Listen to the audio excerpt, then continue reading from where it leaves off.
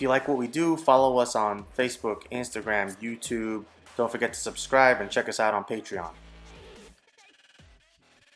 Welcome back. Today we're testing the new 900 Global Zen U. First impressions, well, here we go with another urethane ball. Although the Zen U harkens back to the nostalgic days when urethane was simple black color and yellow script, its shape is more than that.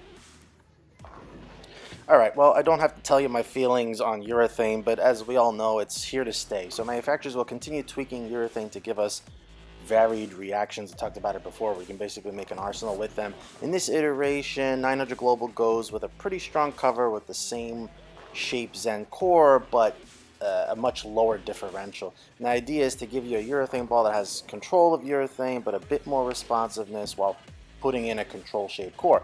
The standard Zen core would create a ton of flare, which would definitely give you a different ball. Sometimes too much of a good thing is simply too much a la hot cell. To be fair, I enjoyed the hot cell, but I digress. Tyler's test here probably demonstrates all the best characteristics of the Zen U. We're on a typical walled house shot. He's able to get into the third arrow and beyond, out to 7 or 8, wham. He could miss in, but tended to get a bit of a flat hit if he did. If he missed out, the ball actually overreacted, which is a bit of a surprise. Honestly, it reminded me a bit of some of those huge reactive balls that dig and sometimes, pattern feels too light, but giving it too much room and it won't work.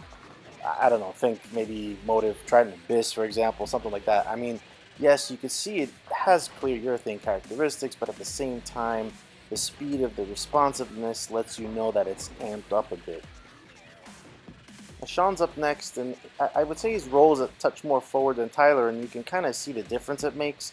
The Zen U looked much more, quote, urethane than, quote, plus.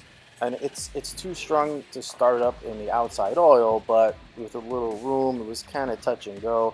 There are some nice shots in there, but there's maybe a bit too much precision needed in terms of where you come out of the pattern to be usable on this particular condition.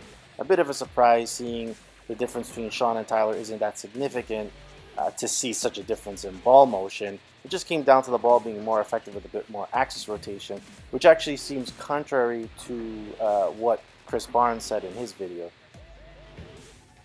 With Chris Barnes' roll, it seemed that when he tried to add axis rotation, the ball just floated longer and didn't really do much.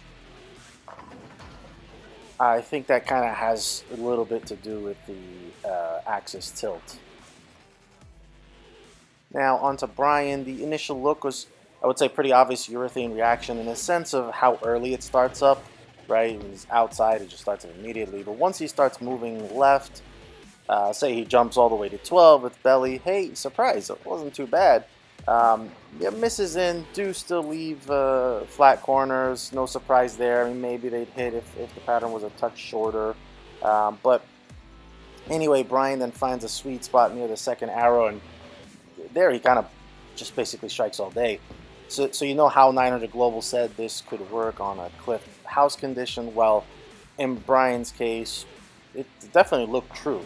I'd say it probably didn't look true for Sean. Really all he needed to do was just get a touch left of the dry, and he had some nice room. Yes, it was early. I mean, it's 1,000 grit urethane, but it wasn't that dead reaction he would get from a traditional urethane. It's just like kind of hook stop, a long walk to the pins. Although, what balls are traditional urethane anymore, really?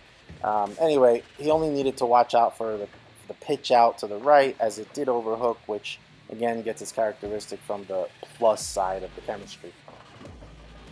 Alright, final thoughts. By now, we can't be surprised by another urethane ball coming out. The thing we haven't discussed yet is fit in the arsenal, and here's where I'd probably still go specialty, but it could potentially be in the mid-control part of the bag.